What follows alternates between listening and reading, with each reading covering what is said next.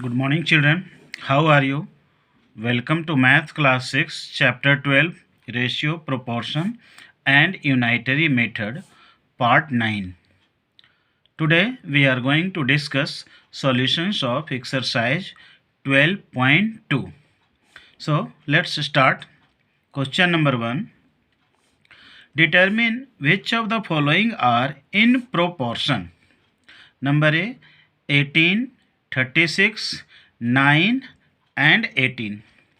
Children, you have studied in previous video about proportion. Four numbers are in proportion if the ratio of first two numbers are equal to the ratio of last two numbers. So let us check. First, the ratio of first two numbers. First two numbers are 18 and 36. So, ratio of 18 to 36 equal to 18 by 36 equal to 1 by 2. 18 1 ja 18, 18 2 ja 36. You can cancel out common factors. 1 by 2 equal to 1:2 means 1:2. Now, ratio of last two numbers. Last two numbers are 9 and 18. So, ratio of 9 to 18 equal to 9 by 18.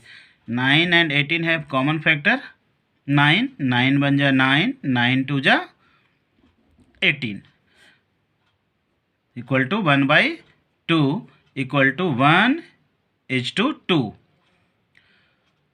So, you can see, children, both ratios are equal. 18:36 equal to 1:2 and 9:18 equal to 1:2 means कि both ratios are same. Since 18:36 equal to 9:18, therefore 18, 36, 9, 18 are in proportion. ठीक है children? Hope you have understood how can be determined whether given four numbers are in proportion or not. आपको first to number का ratio find करना है और last to number का ratio find करना है. यदि दोनों रेशियो इक्वल आ जाता है, जैसा कि इस केस में आया, तो ये फोर नंबर्स प्रोपोर्शन में कहलाता है. यदि दोनों रेशियो इक्वल नहीं आता है चिल्ड्रन, सिंपलेस्ट फॉर्म में रेशियो को लाएंगे. अगर इक्वल नहीं आता है तो प्रोपोर्शन फॉर्म नहीं करते हैं वो नंबर. ठीक है, प्रोपोर्शन मीन्स ही होता है इक्वल रेशियोज फॉर्म प्रोपोर्शन. ठीक है, तो सेम प्रोसेस के फॉलो करेंगे अब थोड़ा जल्दी में. Next 14, 35, 16 and 40. Solution. Ratio of 14 to 35. First two numbers are 14 and 35 equal to 14 by 35 equal to 2 by 5. Common factor क्या है चिल्ड्रन? 14 and 35 का 7 है, तो 7 goes to 14 in 2 times and 35 in 5 times means 2 by 5 equal to 2:5. Now ratio of 16 to 40 equal to 16 by 40 equal to 2 by 5 equal to 2:5. Common factors of 16 and 40 are 8. 8 2 ja 16, 8 5 ja 40 means 2 by 5. ठीक है, again you can see that 2:5, 2:5 both ratios are equal. Since 14:35, 14 से 35 का ratio equal है 16:40. 16 से 40 का भी ratio, दोनों equal ratio है children. 2:5, 2:5. Therefore 14, 35, 16, 40 are in proportion. Move towards next question. 80, 32, 60, 24. Ratio of 80 to 32 equal to 80 by 32. What is the common factor children of 80 and 32? 16. 16 goes to 32 in 2 times and 80 in 5 times. 16 5 ja 80 equal to 5 by 2 equal to 5:2 means 5:2. इसको 5:2 पढ़ते हैं या 5:2 पढ़ते हैं। Ratio of 60 to 24 equal to 60/24। What is the common factor of 60 and 24? 12. 12 goes to 60 in 5 times and 12 goes to 24 in 2 times, means 5/2 equal to 5:2. Again both ratios are equal, 5:2, 5:2. Since 80:32 is equal to 60:24, therefore 80, 32, 60, 24 are in proportion. Moving towards next question. 72, 18, 64, 12. Ratio of 72 to 18, first two numbers, equal to 72/18. And what is the common factor of 72 and 18? 18. 18 बन जा 18, 18 4 जा 72, equal to 4/1, equal to 4:1. Ratio of 64 to 12. Last two numbers are 64 and 12. So 64/12. What is the common factor of both 64 and 12? 4. 4 goes to 12 in 3 times. 4 goes to 64 in 16 times. 16 4 ja 64. Equal to 16/3. 16/3 equal to 16:3. Now children, you can see that both ratios are not equal. Ratio of 72 to 18 is 4:1 and 64 to 12 is 16:3. Both ratios are not equal. Since 72:18 is not equal to 64:12. इस देखिए children, ये not equal to का sign है। जैसे equal का sign ऐसे लिखते हैं, इसको क्रॉस कर देते हैं, कट कर देते हैं, तो इसको पढ़ेंगे इज नॉट इक्वल टू। ठीक है, इसको पढ़ेंगे 72:18 इज नॉट इक्वल टू 64:12। ठीक है, therefore 72, 18, 64 and 12 are not in proportion. इसमें लिखेंगे चिल्ड्रन, ये प्रोपोर्शन फॉर्म नहीं कर रहे हैं। ये जो चारों नंबर हैं प्रोपोर्शन फॉर्म नहीं कर रहे हैं। क्यों? Because the ratio of first two numbers is not equal to the ratio of last two numbers, because both ratios are different. तो इस केस में क्या होता है चिल्ड्रन, ये प्रोपोर्शन फॉर्म नहीं करता है। तो यहाँ पर लिखेंगे not in proportion. These numbers are not in proportion or these numbers do not form proportion. Now see another question. Find x in each of the following. Number A, x is to 5 equal to 10:50. Children यहाँ देखिए equal का sign है, equal का sign है, इसका मतलब ये दोनों रेशियो इक्वल है, मतलब x रेशियो 5 और 10:50। ठीक है, वो दोनों इक्वल है, बराबर है। तो x is to 5 equal to 10:50 को हम क्या लिख सकते हैं चिल्ड्रन, x/5 equal to 10/50, क्योंकि x is to 5 मीन्स क्या हुआ, x/5। रेशियो क्या होता है, फ्रैक्शन होता है। x/5 को x is to 5 लिखते हैं, तो x is to 5 को x/5 लिख सकते हैं इक्वल टू 10/50। अब ये दो फ्रैक्शन हो गया चिल्ड्रन, x/5 इक्वल टू 10/50 है। ठीक है, तो अब आपको x का वैल्यू निकालना है। ठीक है, तो x/5 इक्वल टू ये क्या हो गया, 1/5 हो गया। 10/50 को क्या लिख सकते हैं, 1/5, क्योंकि देखिए 10 से इसको कट कर दीजिए, 10 बन जा 10, 10 5 जा 50, या 0 0 कैंसिल कर दीजिए, तो ये क्या हो गया 1/5। तो x/5 इक्वल टू 1/5। ठीक है, अब दोनों नंबर देखिए इक्वल है, x/5 है और ये 1/5 है। डिनोमिनेटर जब सेम है तो नोमिनेटर भी सेम होना चाहिए चिल्ड्रन, तभी दोनों फ्रैक्शन इक्वल होगा। x/5 जो फ्रैक्शन है वो इक्वल है 1/5 के, तो अगर डिनोमिनेटर सेम है तो नोमिनेटर भी सेम होगा। इसका मतलब क्या होगा, यहाँ नोमिनेटर 1 है तो यहाँ x के जगह पर भी 1 होगा, तभी ये 1/5 होगा, और ये भी 1/5 है, क्योंकि दोनों 1/5 के इक्वल है। तो x इक्वल टू क्या हो गया, 1/1। ठीक है चिल्ड्रन, x के जगह पर क्या आया, 1 आया, तभी दोनों फ्रैक्शन इक्वल होगा। इसको एक दूसरा मेथड भी है, इसको हम क्रॉस मल्टीप्लिकेशन करते हैं। जब दो फ्रैक्शन इक्वल होता है तो क्रॉस मल्टीप्लिकेशन करके x का वैल्यू फाइंड करते हैं। इक्वेशन को सोल्व करके, ठीक है। जैसे इसको हम थोड़ा देर के लिए यहाँ बता रहे हैं, आप इस मेथड से ऐसे डायरेक्ट लिख सकते थे, लेकिन ये जो है x/5 equal to 1/5 equal to क्या लिख सकते थे आप, x इंटू 5, देखिए क्रॉस मल्टीप्लिकेशन कर दिए यहाँ से यहाँ, इक्वल टू क्या हो जाएगा 5 इंटू 1, 5 इंटू 1। अब देखिए x का वैल्यू हमको फाइंड करना है, तो x इक्वल टू क्या लिखेंगे, ये 5 को राइट साइड ले जाएंगे, तभी x का वैल्यू यहाँ निकलेगा, क्योंकि यहाँ x इंटू 5 है मतलब 5x है, तो इससे 5 को उधर ले जाएंगे, यहाँ 5 मल्टीप्लाई में है, 5 का साइन है मल्टीप्लाई, तो उधर जाके क्या हो जाएगा डिवाइड, राइट साइड जाके, तो 5 इंटू 1 है राइट साइड में, और ये डिवाइडेड बाई 5 हो जाएगा, ठीक है चिल्ड्रन। तो ये 5 कैंसिल हो गया, तो ये क्या बच गया 1 इंटू 1/1, तो x इक्वल टू क्या हो गया 1।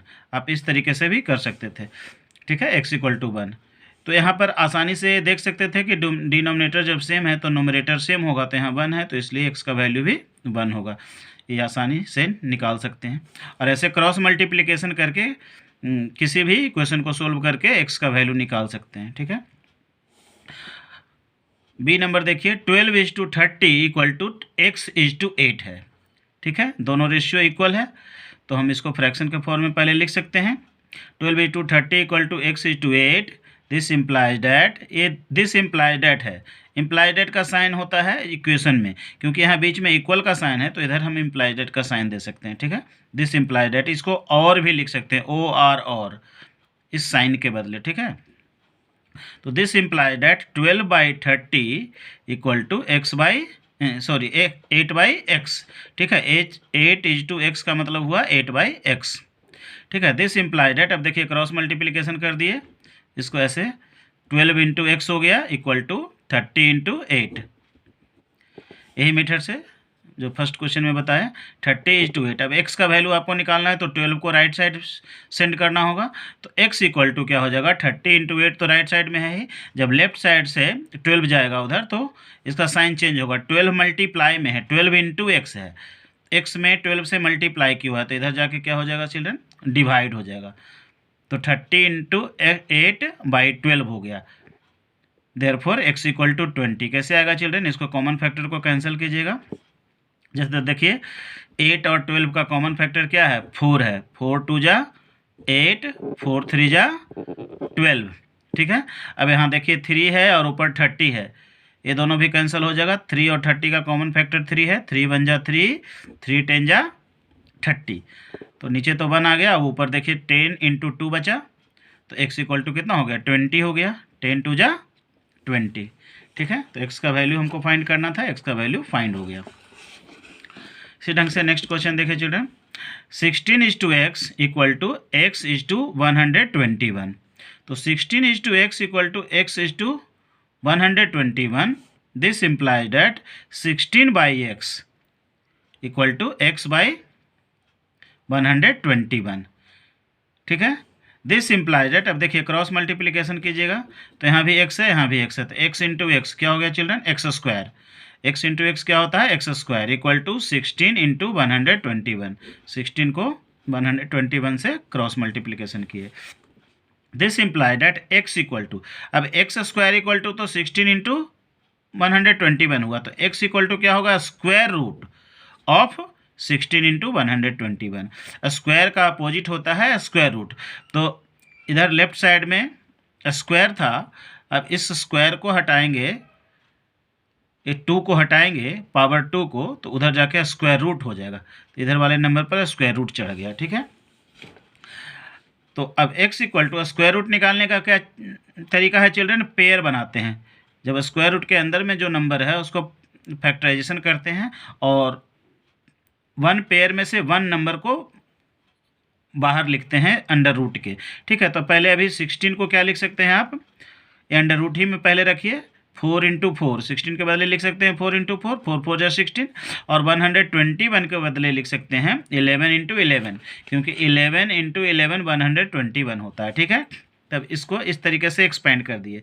अब ठीक है, x का वैल्यू, अब इस जब रूट को हटाना है तो ये जो 2 नंबर है 4 इंटू 4 है और ये 11 इंटू 11 है, तो इस दोनों 4 में से एक ही 4 लिखेंगे, ठीक है। अभी रूट हट गया और ये 11 में से 2 11 में से एक ही 11 लिखेंगे। तो x इक्वल टू क्या होगा चिल्ड्रन, 4 इंटू 11 इक्वल टू 44।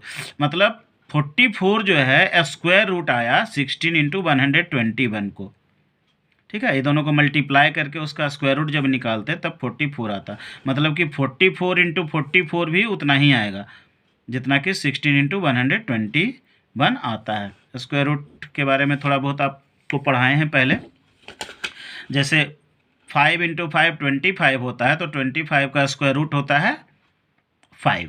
ठीक है, 4 इंटू 4 16 होता है, इसलिए 16 का स्क्वायर रूट 4 होता है। ठीक है, तो स्क्वायर रूट निकालने के लिए जो परफेक्ट स्क्वायर होता है उसमें हम पेयर लगा लेते हैं नंबर का, दो दो में से एक एक लिखते हैं। 2 नंबर का पेयर होता है उसमें से एक नंबर लिखते हैं। ठीक है, तो इस ढंग से स्क्वायर रूट निकल जाता है। नेक्स्ट क्वेश्चन देखिए, 21:12 इज प्रोपोर्शनल टू x:8। अब यहाँ देखिए इक्वल के बदले क्या है चिल्ड्रन, प्रोपोर्शन का साइन है। ये प्रोपोर्शन का साइन आप देख रहे हैं, प्रोपोर्शन में ही पढ़े थे। और प्रोपोर्शन मीन्स क्या होता है चिल्ड्रन, इक्वल रेशियोज। प्रोपोर्शन कब बनता है, जब 2 रेशियोज इक्वल होता है। तो यहाँ पर 21:12 प्रोपोर्शनल टू x:8 है, इसको आप लिख सकते हैं 21:12 इक्वल टू x:8। ठीक है, ये प्रोपोर्शन का मतलब इक्वल हो गया। तो अगर इसको फ्रैक्शन में लिखेंगे तो 21/12 इक्वल टू x/8। फिर वैसे ही फ्रैक्शन हो गया चिल्ड्रन। ये प्रोपोर्शन के जगह पर इक्वल का साइन देंगे, अब सोल्व कर देंगे क्रॉस मल्टीप्लिकेशन करके। देखिए 12 इंटू एक्स, एक्स इसमें है तो इसको पहले लिखिए 12 into X equal to 21 into 8। ठीक है, तो x इक्वल टू क्या हो गया, 12 को राइट साइड ले जाएंगे तो 21 इंटू 8 डिवाइडेड बाई 12। यहाँ मल्टीप्लाई है तो इधर डिवाइड हो जाएगा। ठीक है, अब कॉमन फैक्टर को कैंसिल कर दीजिए। जैसे 8 और 12 का कॉमन फैक्टर है 4, 4 2 जा 8, 4 3 जा 12। और 3 और 21 का कॉमन फैक्टर है 3, 3 1 जा 3, 3 7 जा 21। तो क्या बच गया चिल्ड्रन, 7 इंटू 2 मतलब 14। तो x इक्वल टू क्या आ गया, 14। ये आपका आंसर हो गया। ठीक है children, move towards next question. Find the mean proportion between 12 and 3। Mean proportion find करना है children. Let the mean proportion between 12 and 3 be x। ठीक है, मीन प्रोपोर्शन मतलब मिडिल वाला नंबर फाइंड करना है। तो 12 और 3 का मीन प्रोपोर्शन क्या होगा चिल्ड्रन। अगर मीन प्रोपोर्शन को अगर हम x मान लिए, इसका मतलब हुआ कि हमको प्रोपोर्शन बनाना है। प्रोपोर्शन मतलब इक्वल रेशियोज, तो 2 रेशियोज बनाना है। तो 12 का रेशियो x से और फिर x का रेशियो 3 से, क्योंकि मीन प्रोपोर्शन को x लिए हैं। तो इसका मतलब हुआ कि 12:x, फर्स्ट नंबर का x से रेशियो 12:x हो गया, इज प्रोपोर्शनल टू x:3, क्योंकि मिडिल में x रहेगा तो 3 लास्ट वाला नंबर है तो x:3 लिखेंगे।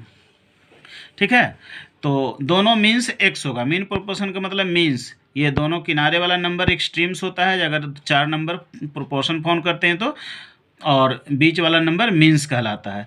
तो एक्सट्रीम्स तो दिया हुआ है 12 एंड 3, और मीन्स यहाँ हमको फाइंड करना है। तो मान लिए मीन्स x है। ठीक है, तो यहाँ भी x आ जाएगा, यहाँ भी x आ जाएगा। 12:x is proportional to x:3।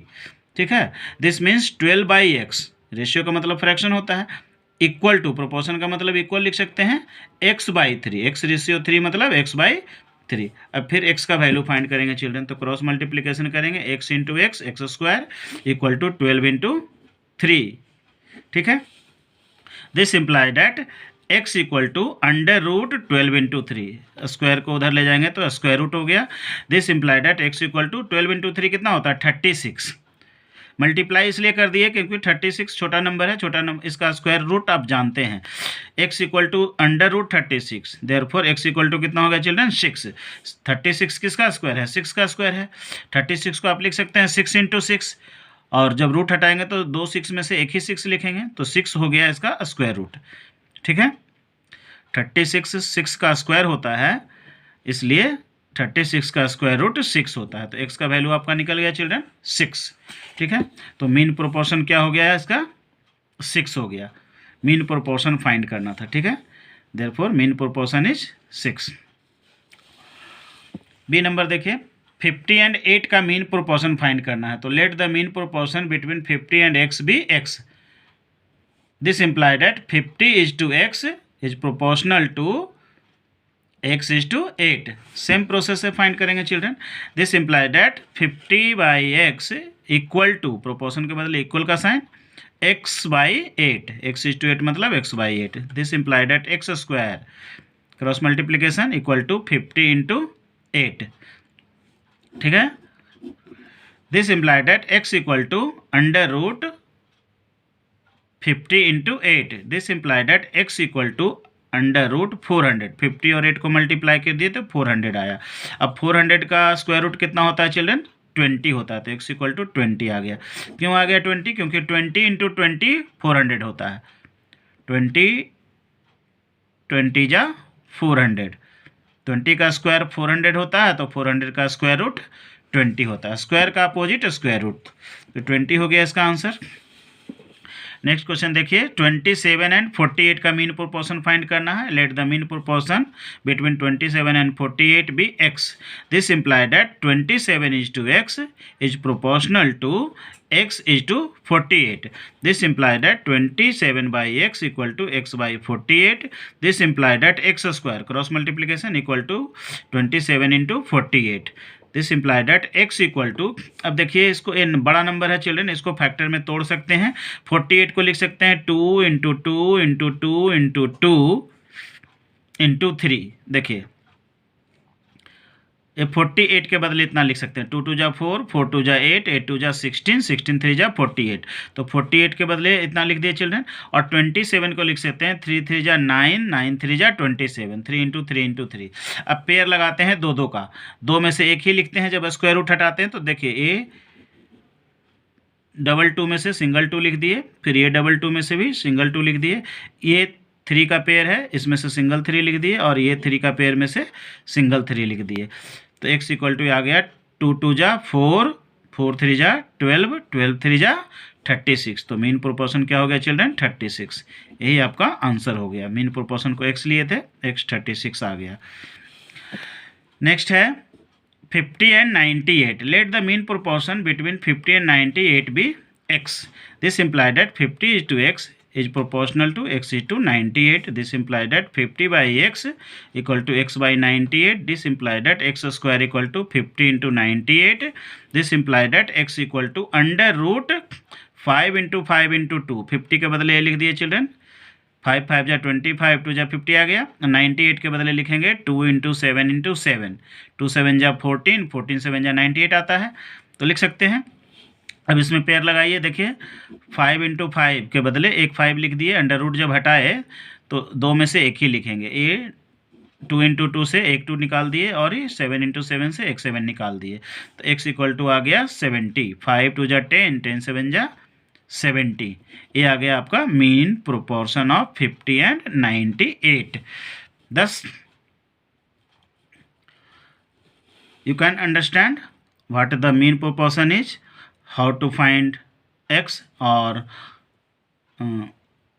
you can determine whether four numbers are in proportion or not. So this much for today children. Video is going to be long, so rest of the questions will be discussed in next video, part 10. And if you like this video series, please subscribe the channel and press the bell icon and share the video to the maximum number of students so that you may help many more students. Thank you.